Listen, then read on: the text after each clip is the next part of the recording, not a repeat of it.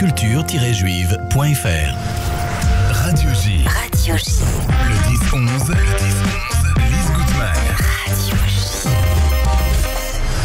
Radio J. Affaires publiques, Alexis Lacroix. Radio J. Luc Dini, bonjour. Bonjour Alexis Lacroix. Voilà, vous n'êtes peut-être pas encore connu de toutes nos auditrices, tous nos auditeurs de Radio J, mais je tenais à vous inviter parce que le sujet, évidemment, est passionnant. Vous avez signé il y a quelque temps un livre publié et commandé d'ailleurs par Michel Lafon, OVNI, qui est une enquête qui fait toute la lumière sur les archives déclassifiées du Pentagone, notamment.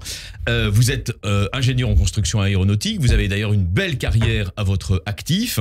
Et par ailleurs, alors on va commencer là-dessus, puisque nous allons parler justement de ces objets aérospatiaux ou aéronautiques non identifiés, et plus largement même des phénomènes aérospatiaux non identifiés. Vous allez les définir dans un instant, mais vous êtes à la tête de la commission Sigma 2 d'une association internationale qui réunit un certain nombre d'ingénieurs, d'aéronauticiens, d'astrophysiciens, qui s'appelle 3AF et qui justement a entre autres pour activité d'enquêter sur ces phénomènes dans le cadre de la commission Sigma 2 que vous présidez depuis quelque temps. Est-ce que vous pouvez nous en dire plus sur cette architecture institutionnelle de l'association et, j'allais dire, sur son objet social global et les recherches que vous menez à la tête de cette commission depuis quelque temps, Luc Dini?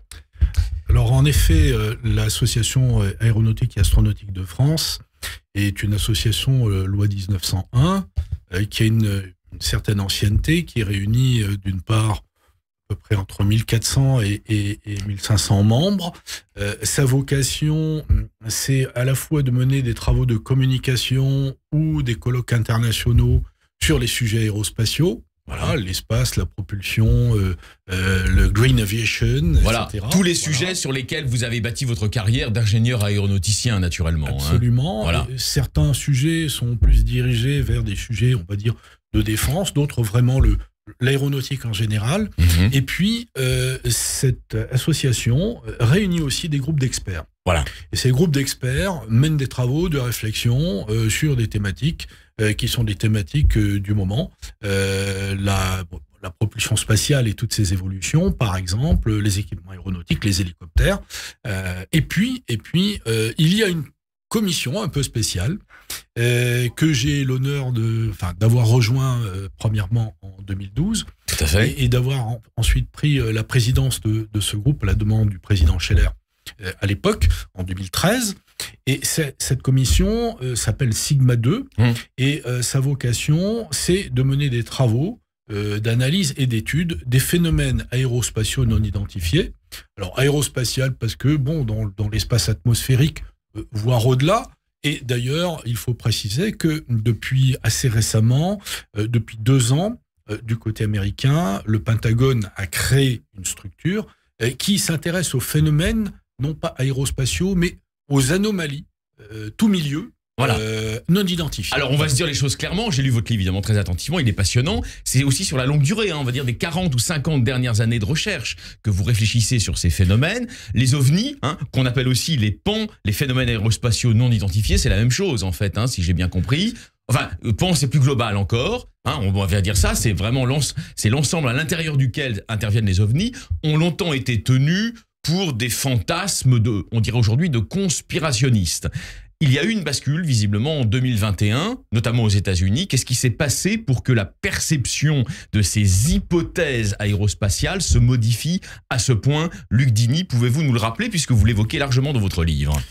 Alors, en quelques mots, en fait, il y a, je dirais, un événement qui se produit en 2017. Oui. En réalité.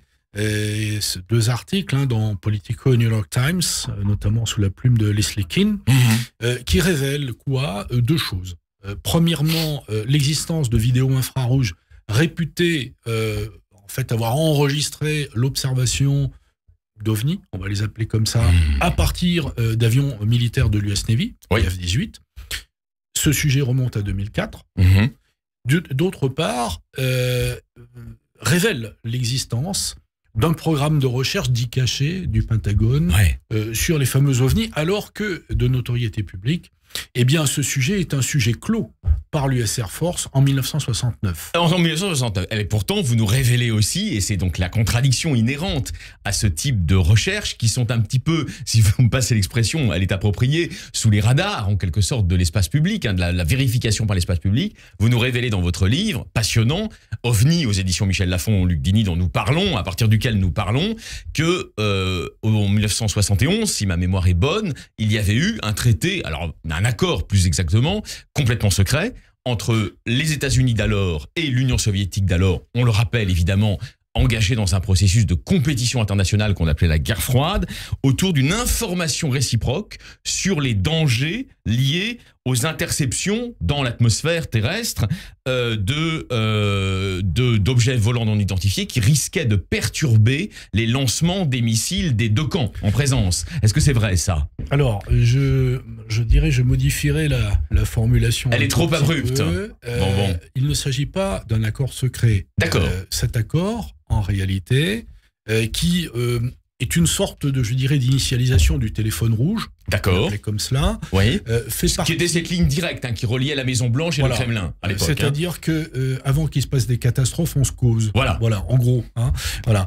Et donc, dans le, je dirais, la série des accords qui ont été signés dans les années 71-72, qu'on appelle les accords SALT, des accords stratégiques entre la Russie et les États-Unis, il y a un accord particulier, effectivement, qui indique quoi?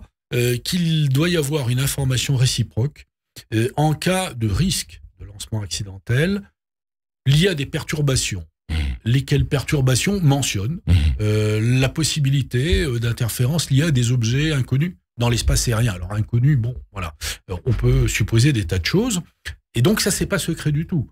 C'est sur le site du département d'État américain. D'accord, mais on n'en avait pas tellement fait état dans les médias, c'est ça que je voulais dire. Voilà. Ça n'avait pas été tellement commenté à tel point que d'ailleurs ça n'apparaît pas dans les études sur la guerre froide, mais vous avez raison, ça n'était pas secret. Je retire ce mot malencontreux. Alors, justement, on va avancer dans l'histoire de la perception du phénomène. Nous parlons des phénomènes aérospatiaux non identifiés, les PAN, autrement dit, dans le langage plus commun, les ovnis, sachant que les PAN, c'est plus global que ça, vous allez nous en dire un mot dans un instant. Vous-même, vous êtes persuadé d'avoir été peut-être le témoin d'une apparition de cette sorte, disons non identifiée, lorsque vous conduisiez en week-end, je crois, dans la région d'Orléans. C'était donc il y a maintenant quelques 13 ans. Qu'est-ce qui s'est passé, Luc Dini? Tout simplement, en fait, alors je ne conduisais pas justement, ce qui me laissait le loisir de regarder le ciel étoilé. J'ai observé... Il était quelle heure de la journée? Il devait être 19h, quelque chose comme ça. Donc voilà, c'était le début des vacances de la Toussaint. Et bon, je regardais le ciel. Et donc j'ai été témoin avec des amis qui étaient dans le même véhicule. L'observation d'une tache lumineuse qui se déplaçait horizontalement. Voilà, alors la taille d'une pièce, je ne sais pas, d'€1, peut-être un peu moins, voilà, couleur blanche, et puis avec une espèce de lumière ou de luminosité verte. Bon, alors, ça nous a évidemment intrigués, étonnés, et cela pouvait être éventuellement une météorite ou autre, ce qui semble nous avoir été confirmé par le CNES, sauf que ça ne ressemblait pas tout à fait aux météorites que l'on voit en général. On voit plutôt un trait lumineux, si vous voulez. Là, c'était quand même assez étendu.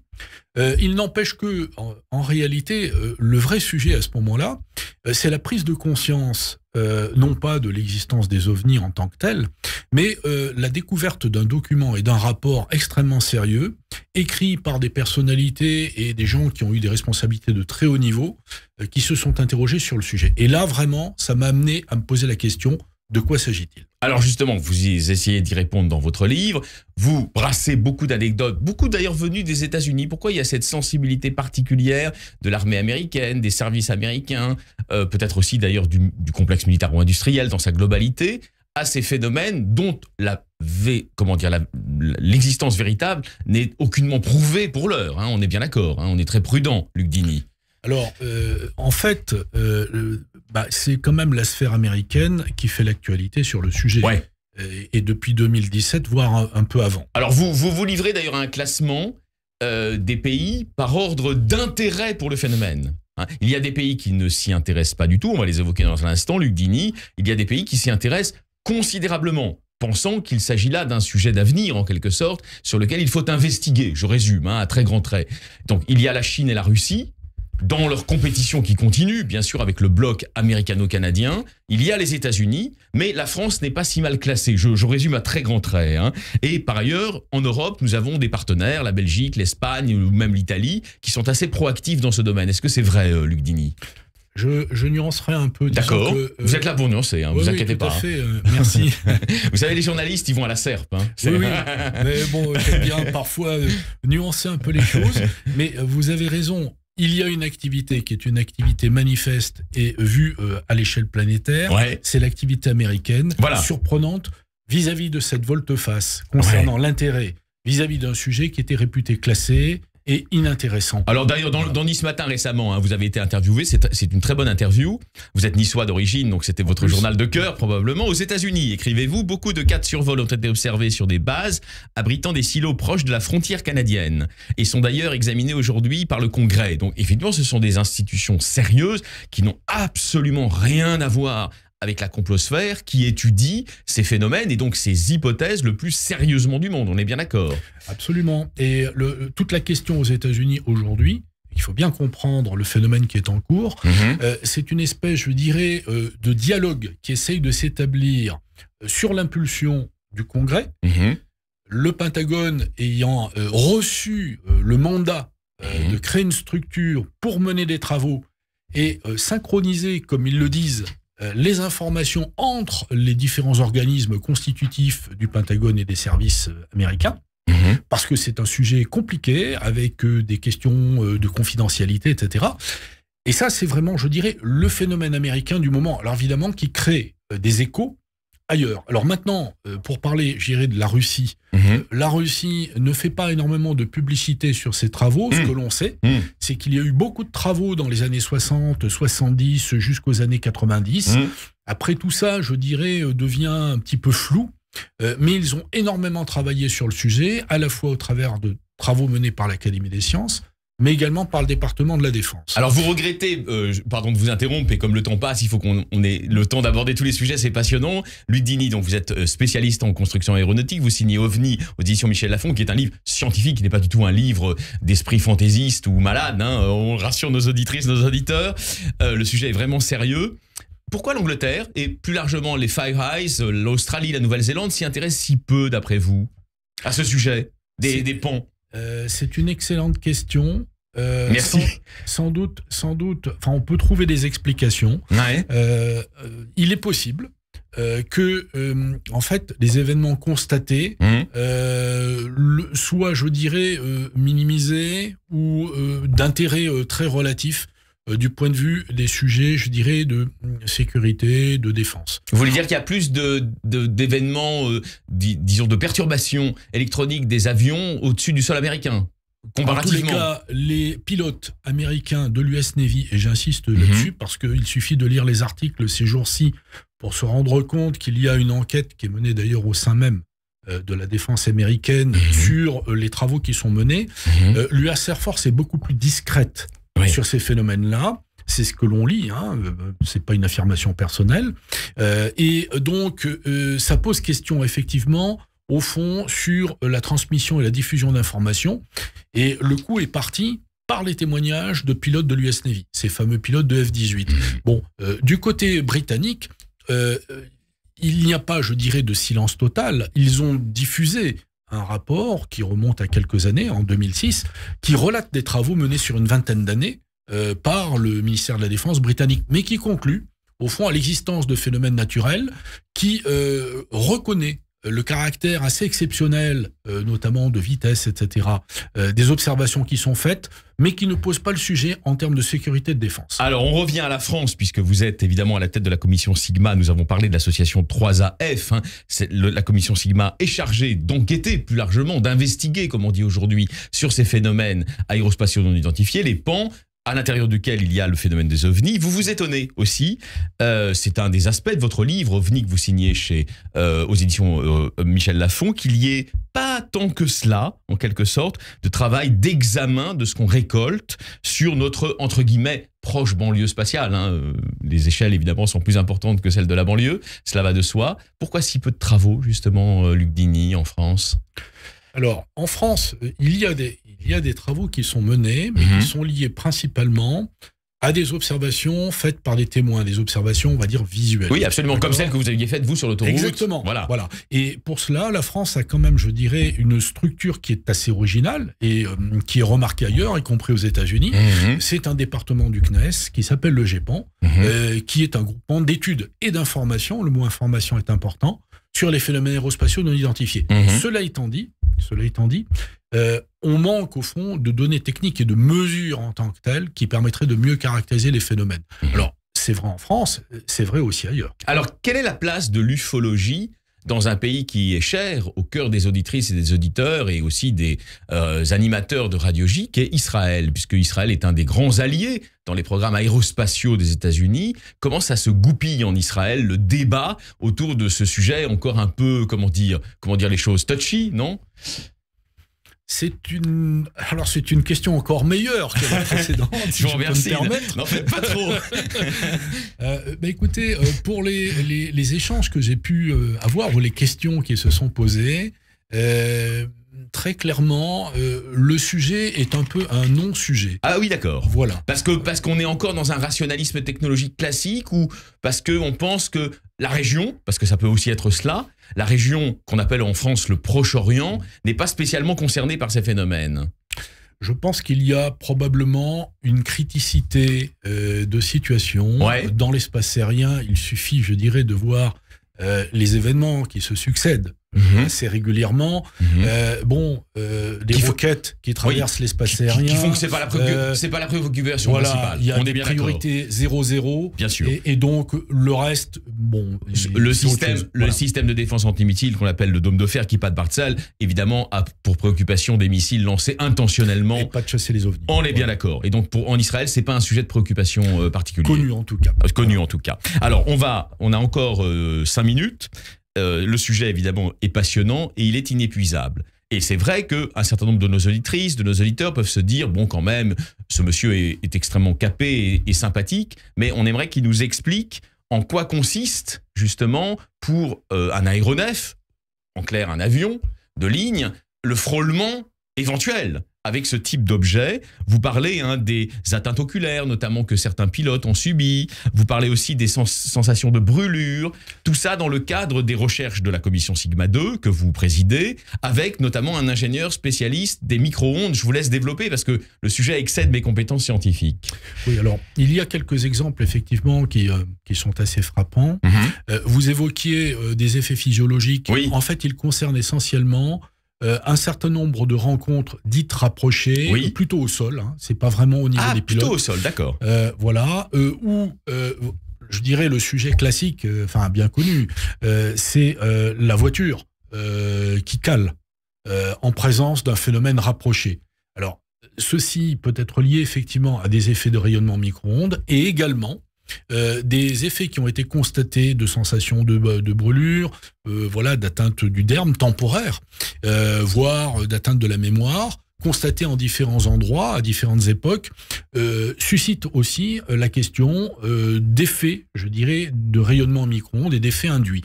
Maintenant, pour revenir à l'exemple, je dirais, d'effets sur des avions, il y a un excellent rapport qui a été fait entre un spécialiste français et une association américaine qui relate à peu près 600 cas aéronautiques cette fois. Et sur ces 600 cas aéronautiques, un certain nombre font état de perturbations dans le civil et le militaire mais aussi. Dans le militaire aussi. Okay, il y a un exemple qui est super connu, qui s'est produit en 1975 aux alentours de Téhéran, où 2 F-4 ont été missionnés pour une mission d'interception d'un OVNI et ont connu quelques perturbations électroniques, notamment des communications radio, voire de certaines commandes. Donc ça a intéressé effectivement un certain nombre de services qui se sont rendus compte qu'il y avait eu des des effets bizarres cette fois sur l'électronique de bord. Alors on fait un peu de géopolitique pour terminer. Vous avez évoqué la Russie, vous avez évoqué beaucoup les États-Unis, leur intérêt pour ces phénomènes. On a beaucoup parlé au début de l'année dernière, donc nous étions en gros il y a un an, début 2023, du phénomène des ballons. Alors les ballons, vous savez, ces ballons mystérieux, auxquels d'ailleurs un certain nombre de chroniqueurs spécialistes des États-Unis ont consacré des chroniques, des éditoriaux, etc., avec toutes les hypothèses, les conjectures relatives à ces phénomènes. Qu'est-ce qu'on peut en dire avec le recul du temps et aussi de votre expérience, puisque vous êtes un grand spécialiste de ces phénomènes, Luc Dini, vous signez OVNI aux éditions Michel Lafon. On peut en dire deux choses. La première, c'est qu'on sait très peu de choses sur ce qui s'est passé exactement. Mais ça a beaucoup intrigué le Pentagone, puisque le Pentagone est dans votre livre. On peut dire qu'ils étaient même un peu inquiets, les ingénieurs du Pentagone, non ? Il y a eu une communication assez inquiétante au cours d'événements qui se sont déroulés en gros sur 4-5 jours. Ouais. Et ce qui est flagrant, c'est l'autre aspect de ce sujet, c'est que l'acteur principal de cette affaire-là, ce n'est précisément pas la structure mise en place au niveau du Pentagone, qui s'appelle l'ARO, qui est un bureau d'enquête en quelque sorte. La flèche. Voilà, c'est le bureau de recherche sur les anomalies, voilà, non identifiées. En fait, c'est l'US Air Force, la grande muette, totalement absente, je dirais, des débats, en tout cas avec beaucoup de distance et de recul, qui entre en action et qui montre que... Pourquoi ce découplage, ce dispatching, justement, d'après vous, Ludini ? Parce que là, il s'agit d'opérations aériennes sérieuses, d'une intrusion caractérisée, et qui est maître entre guillemets de l'espace aérien américain, c'est l'US Air Force. Alors quelles sont rétrospectivement les hypothèses les plus sérieuses de l'US Air Force sur cette intrusion aéronautique ? Écoutez, on n'en sait rien. À part que le premier objet qui a été effectivement observé assez longuement avant d'être détruit, c'est un ballon réputé être un ballon espion chinois, etc. Voilà. Les trois autres objets, on n'en sait rien. Ont-ils récupéré des débris ? On ne le sait pas davantage. Ce qui est sûr, c'est que ça a été une action conjuguée entre l'armée de l'air américaine et l'armée de l'air canadienne au travers du NORAD. Voilà. Alors, est-ce qu'on a l'hypothèse que c'est intentionnel de la part de la Chine, ou est-ce qu'on a aussi, concurremment et parallèlement, l'autre hypothèse, la science repose sur des hypothèses qui ne sont pas forcément tranchées et décidées, qu'il s'agirait justement de ce qu'on appelle un ovni, dans votre langage, Luc Dini.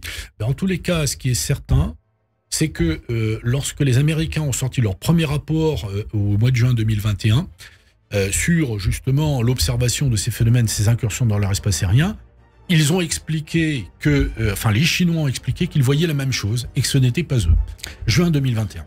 Alors, affaire à suivre, vous reviendrez sur Radio J ? Avec plaisir. Luc Dini, merci infiniment d'avoir fait un tour par chez nous. Donc, vous êtes ingénieur en construction aéronautique, vous signez OVNI aux éditions Michel Lafon. Je crois que vous avez fait déjà un peu avec nous pas mal de lumière sur les archives déclassifiées du Pentagone, notamment et de la CIA. Merci infiniment et Shabbat Shalom à vous. Merci pour votre accueil. Merci.